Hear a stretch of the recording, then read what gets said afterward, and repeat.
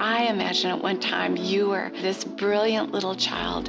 As we enter into adulthood, what was brilliant in childhood can actually get in the way of you living the life you want to live. Hello, friends. I'm Nancy Houston. I want to help you live a better life.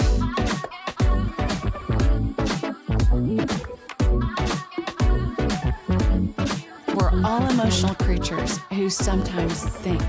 And so it's so important that we make this journey from our heads into the depths of our hearts. Welcome to the In-Between with Nancy Houston. Welcome, everybody. Thank you for joining us today. I'm so happy to be with you. And I want to say welcome to our guest, Tim Rivers. Thank you. Is in the house with us today. Thank you for having me. Being you're our first guest. What an honor. For a relaunch. What an honor. Thank you. So I will never forget this day. Me neither. So great to have you here. I consider you a friend. Yes. Same. Like a colleague in some ways. Like we in some ways do sometimes some similar things, right? Around people, the business of people, right? The business of caring for people. So, and now recently, my husband and I have been coming to your church. I know. It's been a delight, a very delight. Oh my gosh. Well, I love that it delights you because it delights us so much. Right. I'm like, I don't know what about it delights you, but it delights us that we are there. Yeah. Well, I think we've been in a relationship for how long? Almost 2 years. Yes. Almost 2 years. So do you want to say how we met? Oh, sure. Okay. Sure. Well, you run NLL. Yes. Next Level Leadership. So yeah, it's actually kind of funny how I heard about it because, our mutual friend, Tim Ross. Yes. So we did the transition. Some may know, some may not, but Tim Ross started the church, Embassy City, in 2015, and then pastored for 7 years. Around the 7-year anniversary mark, we transitioned, and I became the lead pastor there starting January 1st, 2023. But before the transition happened, Tim told me, he's like, hey, I want to introduce you to my secret sauce. And, we were in a relationship for several years before then, and I always admired his vulnerability, transparency, his ability to work in a church environment and still stay authentically himself. Yeah. And so he said, hey, I'm going to give you my secret sauce. And it's NLL, which was Next Level Leadership. And I thought, Next Level Leadership, oh, cool. I love doing a executive cohort. Let's talk about business, organizational structures, things of that nature. Yeah. So you did an intro, kind of an intro dinner with couples and whatnot. Yeah. So I hadn't read up much on Next Level Leadership. I just signed up. Yeah. Janice and I are on our way here. Yeah. And Janice goes, which is my wife, for those that don't know. Yeah. She says, okay, so what is this thing? And I was like, it's like an executive cohort leadership training thing that you do once a month. And she's like, yeah. So what else? And I said, I don't know. I think that's it. That's right. And so she said, well, let me go look it up. So we're driving and she looks it up and she's like, I can't find anything. No, she found it. Oh, she did. And she's like reading, she's like, okay. Hey, this is like group therapy. And I was like, what? She goes, yeah. Nancy Houston says she's a licensed sex therapist and licensed in this and this. And yeah, man, you're going to group therapy. So I was like, are you serious? And so we get here, we get to meet everybody. And now the wheels in my head are spinning because the first NLL session is that next morning. Yeah. So I get up and get here and everything within me in the first few minutes was like, what have I done? Yeah. Let me get out of here. Absolutely. I had done therapy before, but in a group setting, it was so different. Yeah. And hearing everyone's life updates, my body was, I was shaking, just ready to get out. And then in my head thinking, I wonder if I can get a refund. And like, is there like a 30-day money back guarantee, like to get out? But I stuck through it and it's changed my life. And so you've changed my life. And it's been really, really good. So that's kind of how it started years ago. Yeah. I've been doing leadership groups now for 9 years, almost 10. And honestly, I'm not sure I know how to describe what I do. Here's what my goal is: to help leaders be able to lead and love themselves well. Right. So they can lead and love the people they lead well. And that's the big picture. Right. How we do that is part mystery, part like just what am I sensing? What's my intuition telling me? Where do we need to go? So sometimes it's hard for me to really create a great description of next level leadership. For sure. So you said it's changed you. In what ways? Well, I think, so really my kind of journey, so I grew up obviously in the church, and so very familiar with kind of the theology of all things people, and growing up in an environment very, very Bible focused. And oftentimes, if there was a real issue that had to do with mental health or anything, that you just kind of prayed through it. Yeah.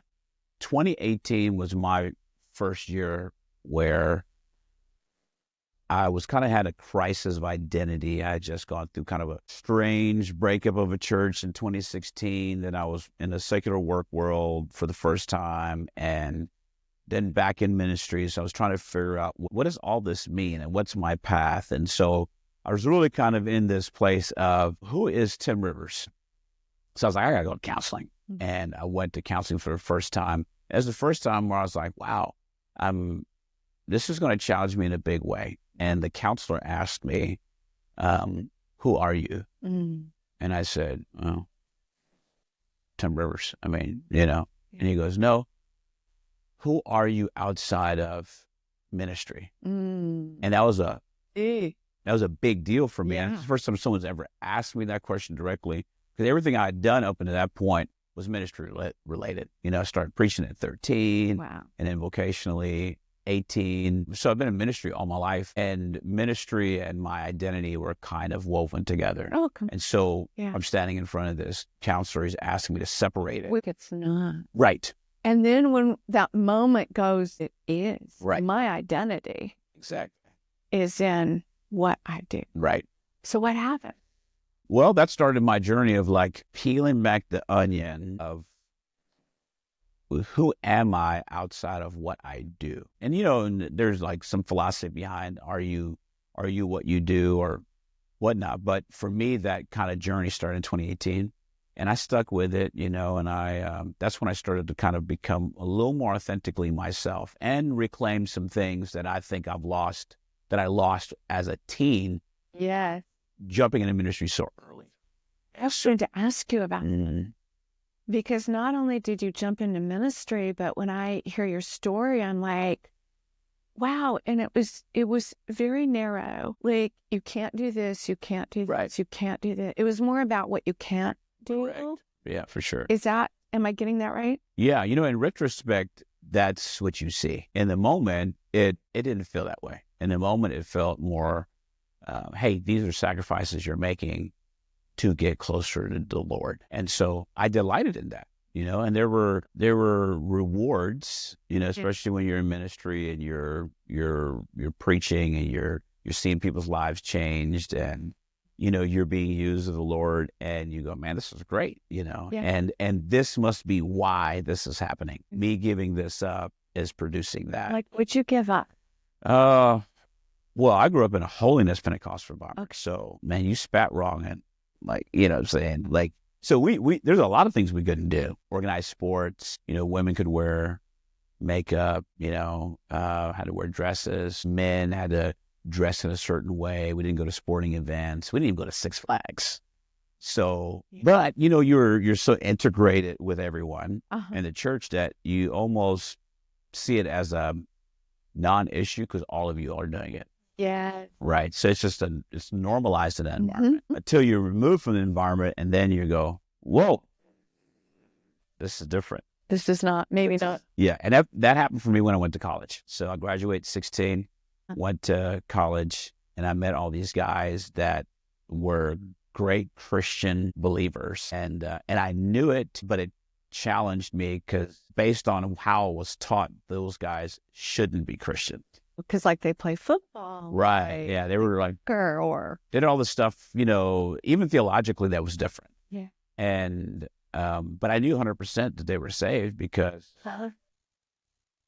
the spirit in them and the spirit in me was congruent. Yeah, congruent, And that's when I started really asking all those hard questions. So I was 16, started asking those questions, and then that was a journey from there. Mm-hmm. And so, yeah, in some ways, when you look back, you go, man, there are things that you definitely matured past very quickly, especially being in ministry preaching, which was much different then. And I took it very serious. Like for me, it wasn't a game. Oh, I'm sure you did. And I know you. You take things seriously. Yeah. Yeah. So it wasn't, for me, it wasn't a, I'm just doing this because it's the cool thing to do or I get an opportunity to speak. For me, it was, I started preaching in nursing homes and care centers. You did? At, 13 and 14 on street corners. And because I was just that serious about it, like wherever the Lord opens opportunities, I was willing to go. You'll go. And so for me, those sacrifices and those things as a teen were my sacrifice to the Lord. Mm-hmm. Right. And I don't ever live in regret. I don't go back and go, oh man, what would have happened if, I've asked those questions like, I wonder how good of a soccer player I would have been, something like that. Yeah. But then I look back and go, man, there's so many things that I did learn about God and the consistency of walking with the Lord that somehow in God's sovereignty, he saw fit to allow me to go through that. And at the same time, I also recognized the human element that were less than ideal in an environment like that. And so I had to work through that stuff. Well, I know even like in our group. Exactly. You said, well, I've been reclaiming some things. Mm-hmm. So I know you've started playing some new sports. That's right. Like, what are you doing? Yeah. Well, I've tried ice hockey. That's wild. Yeah. What do you think? I love it. You love it. I love it. Oh my God. Yeah. And it was funny because I kept it under the radar. Yeah. I just told Janice one day, it really started because I coached Zion, our middle son. He's 5. I coached his flag football team, 6-0. We won a championship. No big deal. Oh, first time coaching. Oh, competitive. Yeah. It's just a thing. But when I was coaching him, I loved seeing him play the sport, and I enjoyed coaching. And then there was this part of me that was like, man, I kind of want to play a sport too. Like I want to exercise my competitiveness without there being any strings attached. Like nothing. There's no real reward except for just playing. That's right. And so, so I signed up and did this. And I played a lot of roller hockey throughout my teens. Oh. And so that was kind of one of those things like, let me try that 20 years later. And it was fun. I haven't broken anything. So. That's amazing. Is it true? Like, do you hit people and, not in the league I'm in. It's not. No, you can rough around. You rough around. Okay. Yeah. And I have to keep that, contained. Keep it contained. All right. Don't ask me what I do for a living. Yeah. Saying I got a mask on so no one can really tell who I am. And then you rough around a little bit. Uh-huh. But yeah, that has been something that's been good. But there's a lot of different things that the group has helped me with. Mainly, I think the consistency of authenticity in every scenario. Yeah, that constantly being invited. That's right. Like, let's not practice transparency. Let's practice vulnerability. Right. We're great. Like, well, let me tell you my story, whatever. But, we don't feel it. We're not in it. Right. It's way different than like, hey, this is what's going on with me. And here are my emotions. I really have appreciated your ability to access your emotions. Like you seem, like maybe at first, like I don't want to access my emotions, but then you just do it. And what's happened like for you? Good. Good. I've always been a very sensitive kid. Mm-hmm. Growing up, I'll cry at a drop of a hat over anything. Happy, sad, mad, mm-hmm. like when, lose a game. Yeah. You know, I'd cry. And I when I was probably like 13, 14, because I was so sensitive and cried so much, and a lot of my friends did not, I started getting a little embarrassed about it. You know, so I was like, all right, I need to turn this faucet off. And I cranked it down so hard that it became difficult then to display emotion. And so you had so church was the place where you could display that emotion and it was welcomed. Outside of church, I kept it pretty cranked down. And having a daughter, you know, loosened it, and then having another child loosened it. Really, you know, when I got married, it loosened. That probably the first one was like, you know, where I had to learn to not be so rigid, but I could display my emotions. But, you know, I had to learn that displaying emotions, especially as a man, was not a sign of weakness. It's just part of the gift that God's given me to display how I'm feeling. It's part of the gift God's given you to display what you're feeling. That's a great statement. I like that. Yeah. And so now I see it as a gift. I see my sensitivity to display emotion as a gift more than I thought, more than what I used to think, which was, oh, this is weak. And so now it's like, oh yeah, I'll cry at a drop of a hat. You know, I was watching a movie the other day, and there's a baseball movie, which I'm not really into baseball, but the movie seemed interesting. And I was watching it with Zion and Zara, our 8 and 5-year-old. And there's a scene where the dad takes his son out back. He's about to give him a good old-fashioned whipping. And the son says to the dad, you can beat me if you want, but it's not going to change who you are. And the dad's angry, and then he goes, get in the house. And he doesn't give him a spanking. And I'm sitting here like, you know, crying because I'm watching this dad having to wrestle through his emotion, and then his son like calls him out. And I've got my son sitting here. And so Zion looks at me and goes, are you crying? I said, for sure. And I was okay with it. And I was like, man, I've really grown in this area of just displaying emotions, being okay with it. God, I want that for all people. I just do. You know, because when we're numb to our own emotions, how much of life are we missing out on? Yeah. You're really good at that. I know when we're in, especially group settings, like avoid eye contact with Nancy if you want to hold it together. And then it's the one glance over, and it's like, here it comes. Oh no.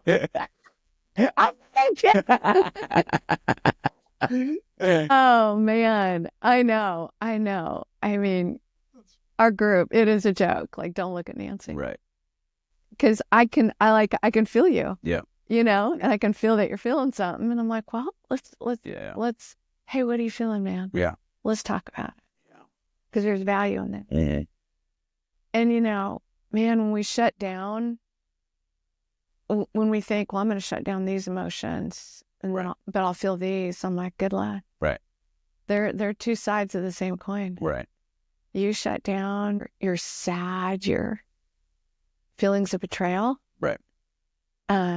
You know, all these things we don't want to feel. You'll go flat, you'll go numb. And then who are you? Right.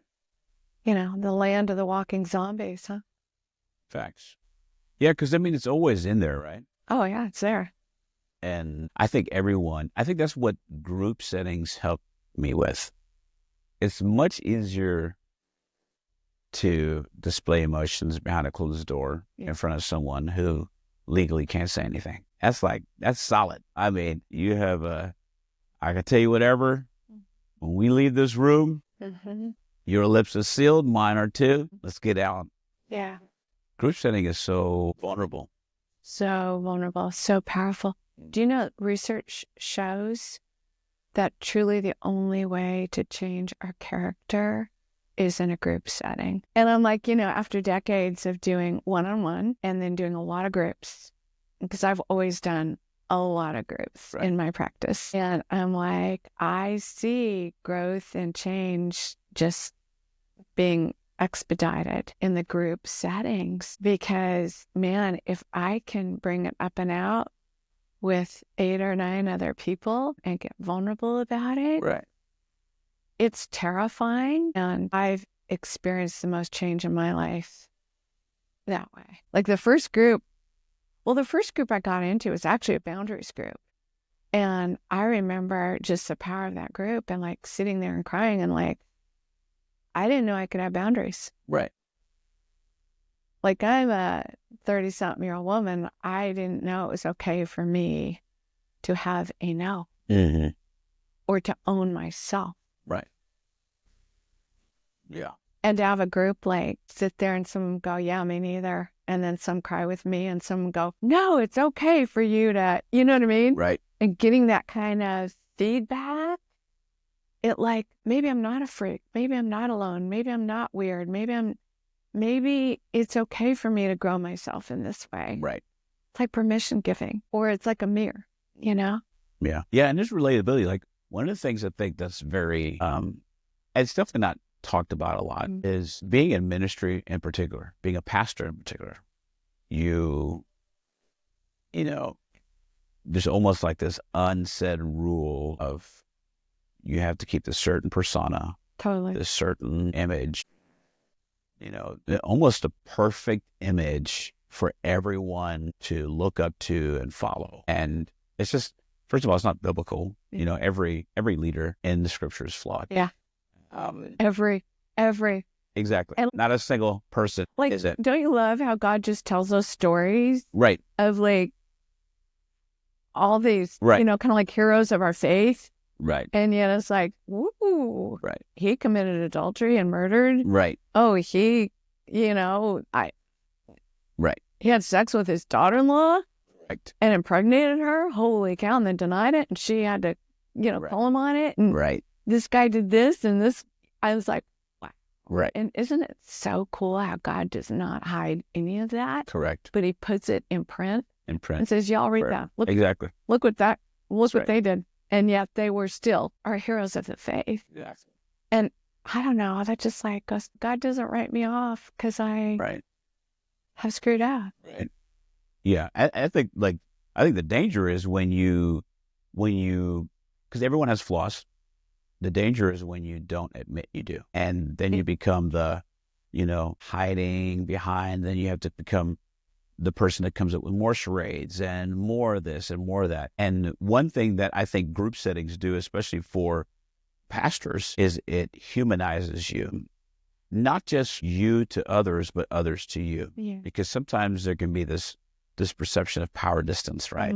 Between those who are sitting and the one who's speaking. And being in a group setting really removes that layer and removes that veil. And, you know, for me, like the way I look at my job is I'm a chief servant and I'm not the chief shepherd. I'm an under shepherd. And so no one in our congregation belongs to me. They all belong to Christ. And so my job is just to be authentically myself, to live as an example, to all those things, and be okay with being a human, like not elevating myself to this position where I'm Christ and I'm responsible for the salvation of people, because I'm not. I'm just responsible to help people on their journey to get closer to Christ. Like being that guide. Right. I'm just a guide. Exactly. I'm going to attempt to be a guide. And at times you're probably going to share things with me that will guide me. Exactly. We're not above or beneath. We are just all on this level. You know, the beauty of treating everybody who walks through the door like they're an adult, you know? Right. How did you, and maybe how are you still in this journey of really reclaiming your inner authority? Yeah, that's a good question. Define inner authority. Well, like, okay, like I've been pondering this idea that, you know, the angel Gabriel came to Mary, and maybe I see things in weird ways. So, you know, I'm open to your feedback on this. Right. The Gabriel comes to Mary. She's like, what, 13? You know, somewhere around there. We don't, maybe 14, whatever. Young teenage. Right. And, you know, God doesn't violate our will. So Gabriel kind of lays out God's plan. And then I think she has this moment, like, I can choose to go with it because God won't violate. So she says, may it be unto me as you have said. And I'm like, wow, that's a young teen who doesn't need a lot, doesn't look for a lot of outer authority because she's got her own inner authority. Right. Like she doesn't say, hey, Gabriel, honestly, don't you think I should check with my dad first? Right. Because, this is going to be really disruptive for the culture we live in. We're like, I'm getting ready to marry Joseph. We're betrothed to each other. Right. Like we're engaged. So don't you think I should run it by him? Like he's going to be the father of this kid. He wasn't Right. part of this miraculous conception. Don't you think he should have a vote? She didn't do any of it. Right. She has her own inner authority, which sometimes I'm not sure in the world I know our worlds have been different, but some crossover similarities where maybe we haven't treated people with the respect, and you have your own inner authority. Right. What do you think? That's my favorite, because I have people ask me all the time. Right. As a former, I've retired my license, so now I'm just in the coaching world. Right. But people are like, well, tell me what to do. Right. And I'm like, whoa, what do you think? Mm-hmm. And then I'll just wait. And so then they kind of have to tell me. Right. And I'm like, ooh, sounds like What if you rolled with that? Right. Yeah. So that's what I mean, like this inner authority. I was raised by an alcoholic, and they say one of the things about children raised by alcoholics is you learn how to not trust your own inner authority. Right. Because you're like, I think Daddy's drunk. And Mom says, no, he's sick. I think Daddy stayed out all night. No, Daddy was in meetings. Oh, I think Daddy, and it's like, no. Causing doubt. Daddy has the flu. Right. And so you're just like, Right. my gut must be off. I can't trust my own gut. And so then you start looking for outer authority to tell you about your own inner. Right. And so I look, knowing some of your story and your life, I'm like, I feel like I'm watching you reclaim some of your own inner authority. Even like, I like coaching football. I'm going to go try ice hockey. Mm-hmm. I mean, to others, it might seem random, but for you, it's like reclaiming some maybe carefree, fun parts of you that were supposed to be very serious at a very young age. Mm-hmm. Yeah. It's interesting because I think for me, it's almost like there's two sides of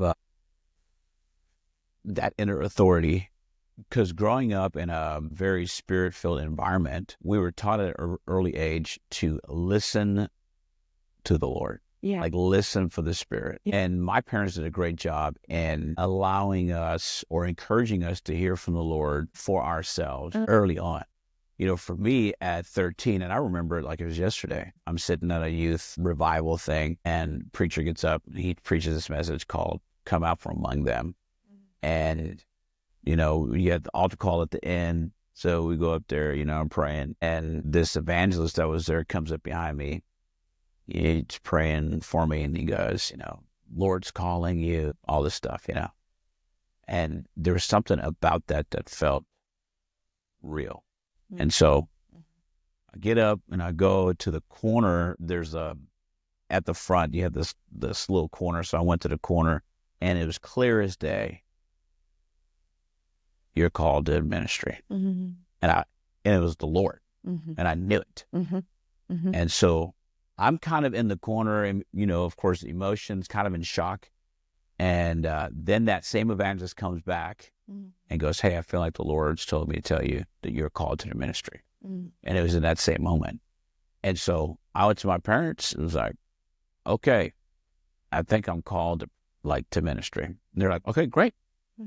Go talk to the pastor. We had like this thing called MIT Ministers in Training. So I went and told him.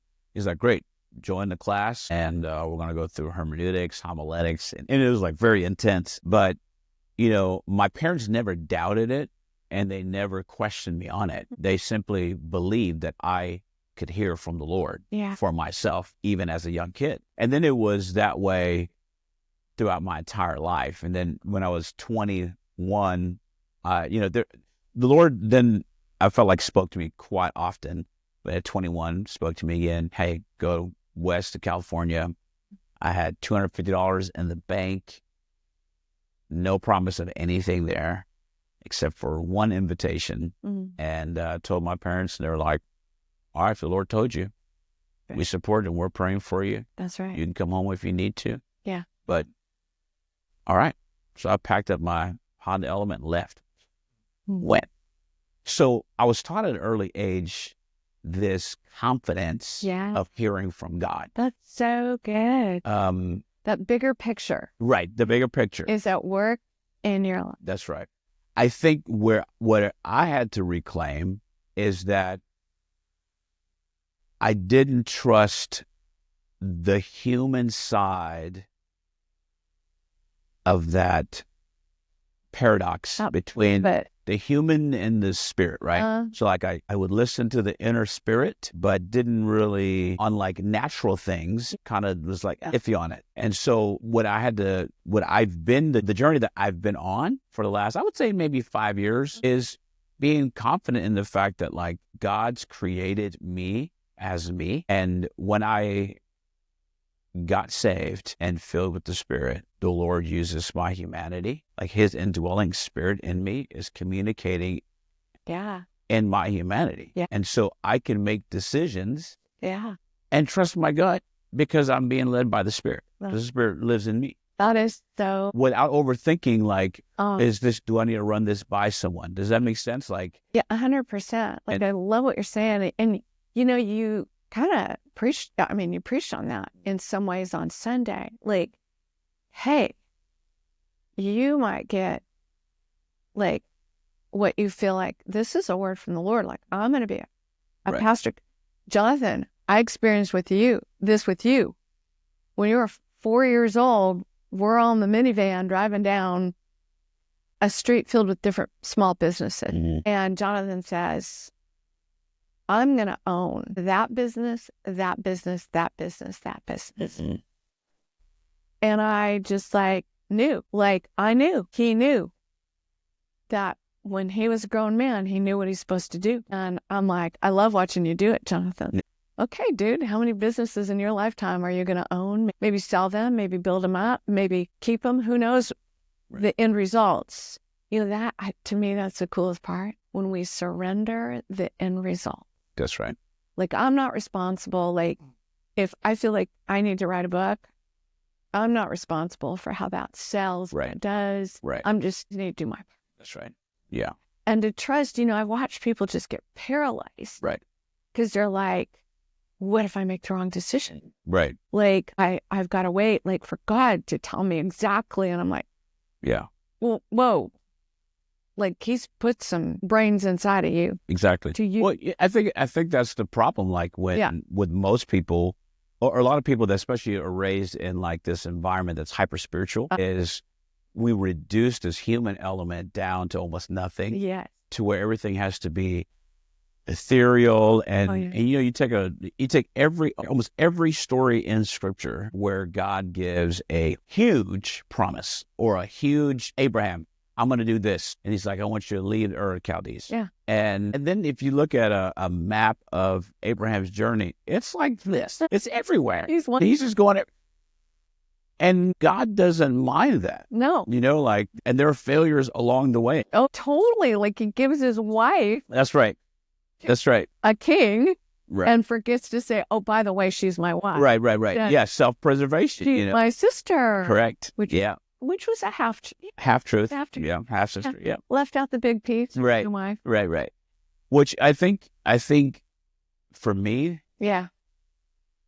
not over-spiritualizing everything, and just recognizing, and not under-spiritualizing either, just recognizing that I used to be like, man, is that a fleshly decision? Now I'm like, it's just a decision. It's just a decision. Like, if I authentically walk with the Lord, then my decisions, I believe, my decisions are always guided by the Lord. And even if we make some big, good-sized boo-boos, we still learn like, hey, it's okay, man. That's right.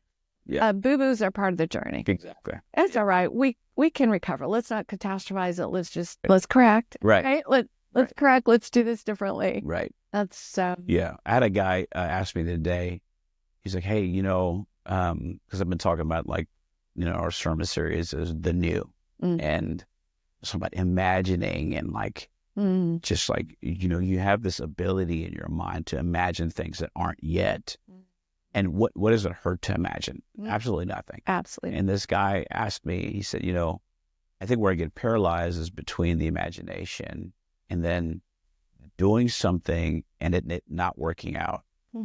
And then, I get, that just paralyzes me. And I told him, I was like, well, you have one life to live. Why wouldn't you take the risk and just trust that, like, God's a good God? And I think that's the reason why we don't trust that inner voice. A lot of times the inner authority is because we think that God's just waiting for us to make a bad decision. And he's like, you idiot, you should have asked me before. It's like, if you really believe that God loves you unconditionally, then he's not reprimanding you for decisions that aren't against him. They're just a decision.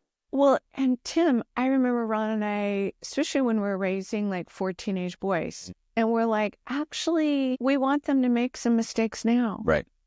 While they're still in our home. Right. So we can kind of walk it through with them, talk it through with them, kind of help them get ready to go out in the real world. And so they're not just like totally, well, we all know a lot of kids are raised in such bubbles and such strict homes. They go to college and they just go crazy. Right. And I'm like, well, let's maybe have a little crazy in high school, and we'll help them navigate that, hopefully. Right. And I'm sure, now that we're older and wiser, we probably could have done that better, but sure, still, that was kind of our philosophy, right? So, I remember one of our sons, I walked in the door and him and his girlfriend like had a wine cooler. That's great.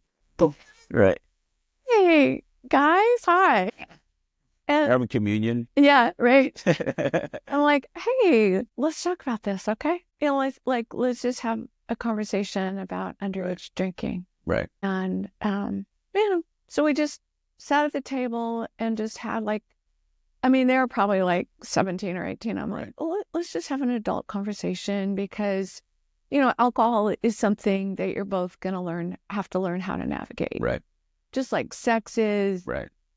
Drugs, all the things, social pressure, peer pressure. Right. So let's just talk about them. Let's not, nobody freak out. Nobody, we don't need to hide it. These are just the realities. Right. I kind of think of I know, Proverbs 31 woman, we've got all these things about that. But at the very beginning of it, she says, basically, she calls Solomon Lemuel, that's his nickname, and says, hey, buddy, what are you going to do about women, sex, alcohol, power? Right. What are you going to do with those things, and how are you going to use them for good? Because these are the things you're going to face, because you're going to be a very powerful man. You're going to be king, the most powerful man in the world. Right. But he still had, and so she's like, man, I need to help this son of mine. What are you going to do with these things? Right. And some of that went well and some of it not so well for him. Right. But, I'm like, wow, what if we had more respect for our humanity? Correct. What if we, I think the flesh in religious worlds can get such a dirty, like a dirty name, or correct. Ooh, the flesh. Right. Who made you flesh? Right. Exactly. Who made you sexual? Right. Right. Who made you with the ability to enjoy a good meal? Right. Who made you with the ability to enjoy touch? Right. Exactly. I mean, right. Yeah. Who gave you a brain? Who gave you imagination? And I think you're right. I think when you're restricted from thinking, it kind of perverts it, right? It perverts your thinking and even your concept of what the flesh is. And most people, when they hear flesh, they lump it all into one. Like sin and flesh is the same thing. It's not. Those are two different words. Often the same word is used in the New Testament, but two different meanings. One is flesh suit, like earth bodysuit, and one is sin or sinful nature. And I think that when you're in a position where you're dealing with people are always wanting you to make a decision for their earth suit. Yeah. You're like, tell me what to do with my brain, with my body. Like, and I think, usually you go back to like, okay, this is an authority problem. At some point in your life, you weren't given the leeway to make decisions that may lead to a mistake and then be loved through the mistake. A lot of times you make a decision and then, you made a mistake and then you get hammered for it. And it's like, oh, right, well, if that's the consequence, then before I make any other decisions, hey, is this okay with you? Is this okay with you? Is this okay with you? I think reclaiming the ability to make decisions and trust Yeah. Yeah. unconditional love from God Yeah. is actually So good. very important. For me, it's trivial stuff. For me, it's little stuff like playing a sport, or it's funny because when I came out of that very conservative movement, it was really, really small stuff. Like one of the things, for instance, this is funny, but like we didn't wear short sleeves, right? Like guys didn't wear short sleeves, which seems, like a Yeah. Like no-brainer. It's an arm. Yeah, exactly, right? But when you grew up in that environment, Yeah. it's like, no, I'm making the sacrifice unto the Lord. And so I remember the first time I actually walked out with short sleeves, and it was like, What's going to happen? this feels sinful. That's what it felt like. Like I am sinning. And I knew I wasn't sinning in my heart, but my conscience hadn't caught up. Yeah. And so I made a decision as I kind of came out of that movement that I would never violate my conscience, even if my heart knew that this wasn't wrong. I wasn't going to violate my conscience. I was going to let my conscience catch up because I didn't want to sear my conscience. And so I think that like the reason why sometimes that road of reclaiming authority is so long is because there's this wrestling between the heart and the conscience, that the conscience needs time to catch up with what the heart knows is right or wrong. And I think if you are truly submitted to the Lord, then your heart, people always say like, don't follow your heart because it's, desperately wicked. And I'm like, if Christ really has taken authority of your heart, why would you not follow it? If Christ is the one who dwells within. Right. Because he's actually leading you through your heart. So why would you not? Yeah. Like if you're truly submitted to the Lord, why would you follow the inclinations of your heart if they're guided by the Lord? Yeah. One of the healthiest things I think that happened to me is like I needed to learn how to express my anger. God.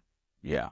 Before I could really learn who he was as a father, because I had all my own images of what a father was. One of the things that was never permitted was for me to push back to express any anger. And so, man, I remember like, I felt like God was kind of like, bring it.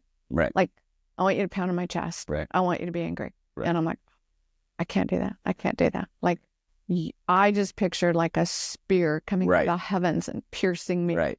Right. But it wouldn't stop. And I'm like, okay, fine. Yeah, I'm angry with you. And man, I'm telling you. And then I kind of waited. And then I'm like, nothing happened. Like what I thought was so wrong, so bad, so impermissible, not allowable. And then I did it and nothing happened. And then I did it again and again and again, because apparently I had quite a bit of anger built up. Right. And then I'm like, man, I think I learned about God's love by being angry at him. Yeah. And he tolerated me. Yeah. It was like, whoa, this is freaky. Right. And isn't that interesting? It that is. It's good when our children can sometimes appropriately push against us. Right. And like, I'm angry about that. And you're like, you're angry. Mm-hmm. Tell me about it. Right. You don't like that. Yeah. Go ahead. Right. It doesn't mean you're gonna get everything your way. Right. It just means I can tolerate your anger. Your anger's fine. Right. Your anger doesn't scare me. Right. It's like, I just tell, like, what if your sexual feelings don't scare God? Right. Yeah, he's not cut off guard. No. Yeah. What if? Right. I love what if questions. Mm-hmm. So I think like of course, we have small children, so I'm learning as we go. But I've always been an inquisitive person. So I ask lots and lots of questions. I always have, like even as a kid. And I'm finding that our kids are the same way. They ask a lot of questions. And then the first time watching Zara, our 8-year-old, be upset about something and do the whole that face. Yeah. And I'm like, what's up? Say what you need to say. And she didn't really want to say it. And then she said, I don't like this. This is not fair. Yeah. And I'm like, okay, what's not fair about it? And then she expresses what she feels like isn't fair. And of course, from a child's perspective, and I didn't get upset. I wasn't like, how dare you? Right. You can't, we don't say not fair in this house. I thought, if I, as her father, am threatened and feel insecure by her question, even if it's wrong, what does it say about my maturity level? Oh, that's good. Because as a 30-something-year-old, Yeah.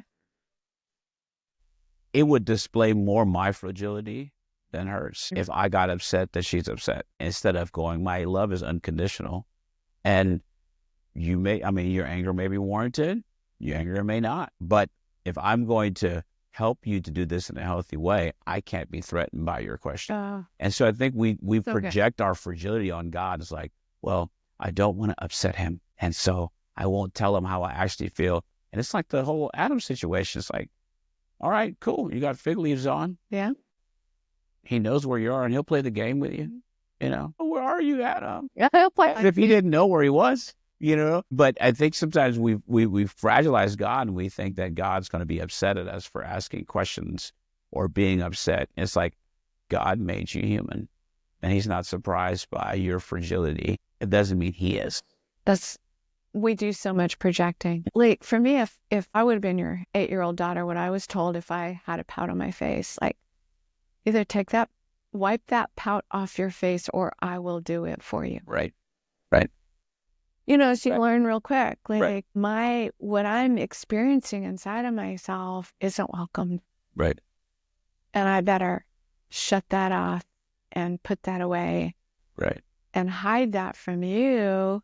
And then we project that onto God someday. Right. And he's like, hey, you don't have to go through all this emotional, right. You don't have to do that. Play those games with me. Like, your emotions are fine, man. They're a gift, like you said earlier. Yeah. You said something I wanted to go back to, because I think it's important. You said, like, when you got married, you needed to learn how to share your emotions with your wife. Yeah. Yeah. That's been like, and I feel like I'm still learning to do it more and more. It's funny because in our home, we knew we were loved, but we weren't, like, we didn't say it a lot. Like, you knew you were loved, but we didn't say, I love you all the time. Yeah. Not a lot of self-expression. Right. And it's interesting because there's a lot of expression because we grew up Pentecostal. Yeah. Oh. So you express yourself a lot. Oh. Emotionally, even. Okay. In church. True. Like weeping, crying, dancing, running, jumping, blah, blah. You expressed a lot to God. Yeah. But very conservative to other humans. Oh, there you go. And which is an interesting dynamic now when you look in retrospect. You're like, okay, it never was a problem with displaying emotions. It was just a problem with displaying emotions to other humans. That's interesting. But then also not in doubt of like, oh, I knew you loved me. So Janice grew up in an environment that was very verbally expressive. And so when we met, that was a learning curve for both of us, where it's like, I would do something to display my love and maybe not say it. Hey, do you love me? I'm like, yeah, I just showed you. Oh, yeah. I just bought you this or bought you that. And so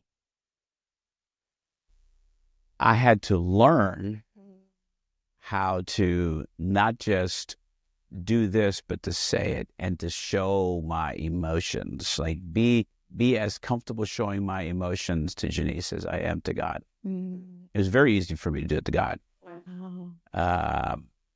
in front of people too, Well, which that's is interesting, what right? you were raised as your normal. Right, So that makes sense. right, That's your normal. right. Or for some of us, it's like, oh, you don't do that. Like you go to church, you sit, you be still, you Right. don't move, you don't talk. Right. You're just silent, and you better look nice, and you better act right, Right. or you're gonna get spanked when you get home. Right. Totally different.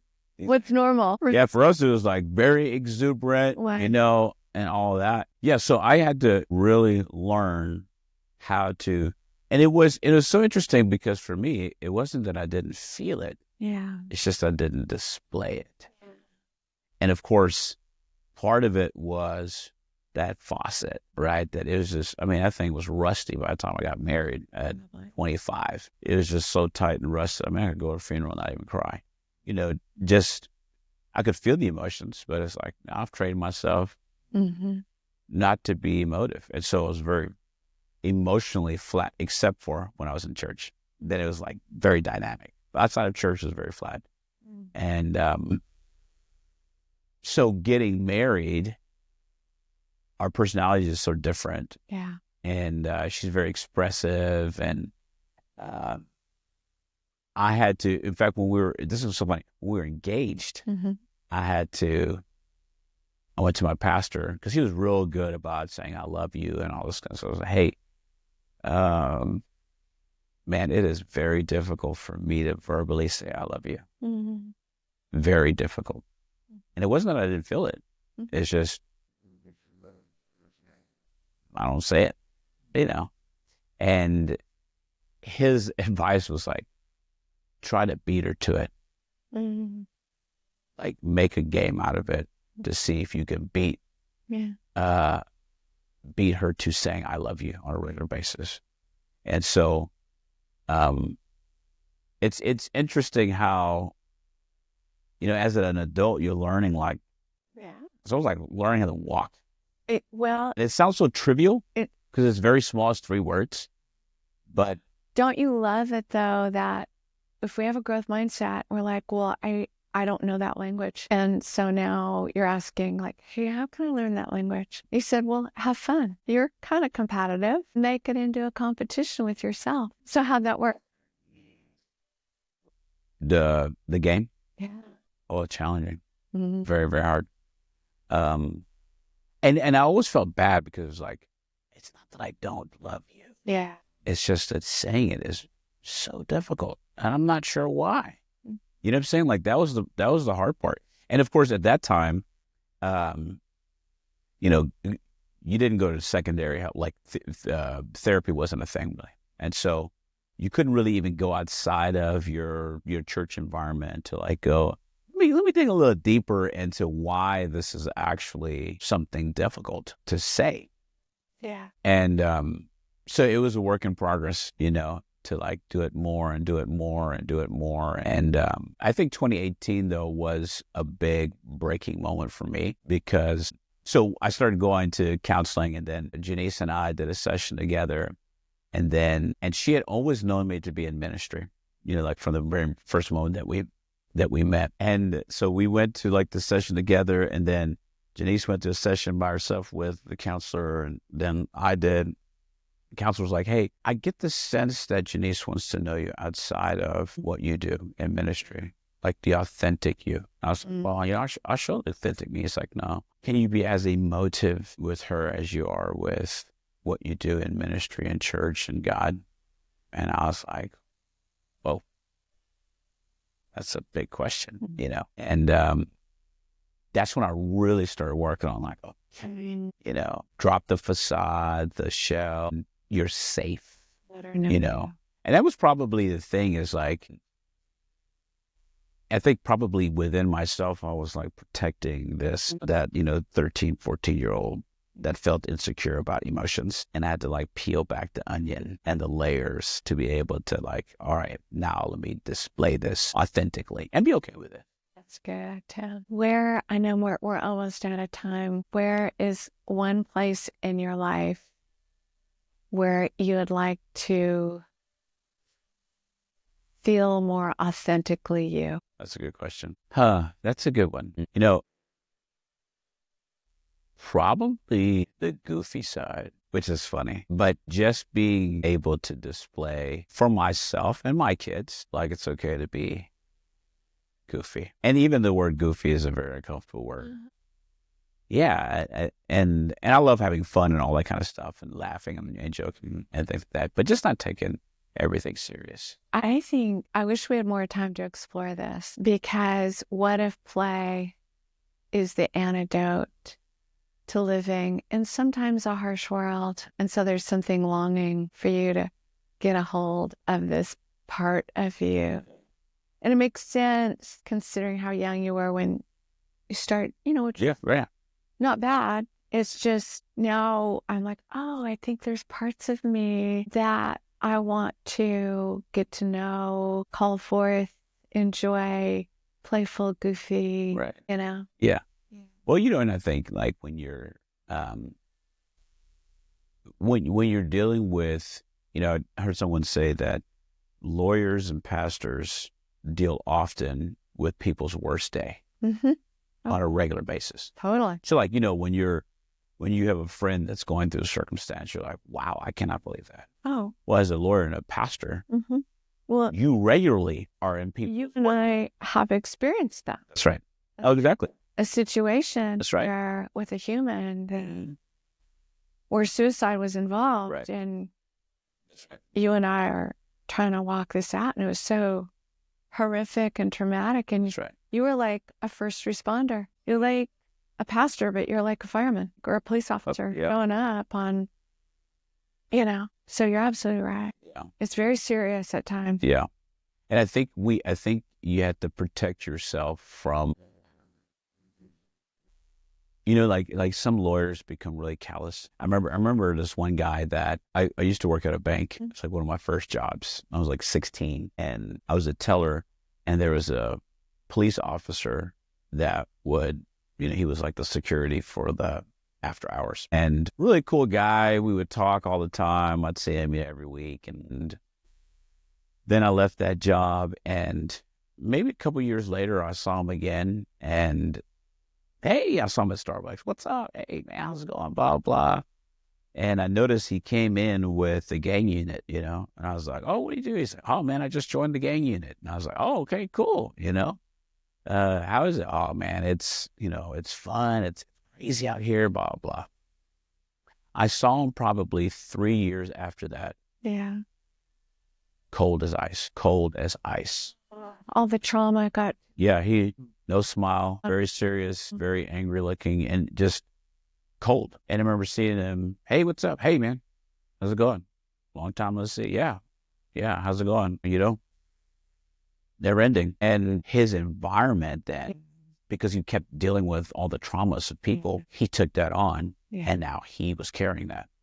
And I think you have to be very careful, I think, especially when you're dealing with people in various situations, not to take your job so serious. And I always think back to like, all right, I want to live like Jesus lived, in that I can deal with all types of scenarios. But I heard someone say the other day that they think Jesus was pretty, like, I don't think Jesus was joking and doing all this stuff. And I'm like, how soft do you have to be for kids to run up to you and jump in your lap? That's right. Like that is you got to be a teddy bear for random kids to, I want to hold me. And it's like, I want to live on that level where I can rebuke Pharisees and, you know what I mean? Like help heal people's lives, and kids feel completely unthreatened. And so it's just, I feel like the Lord's really been good to me, that I've not like taken on that gang member or the gang unit mentality, but I want to continue to grow, and just that authentic, playful side. Yeah. That's right. Man, Tim, we could do this all day. Yes. I know you've got a meeting to dash to. So, hey, thank you for being our guest. Yeah. Thank you for having me. Yeah. Oh, man, I want to have you back.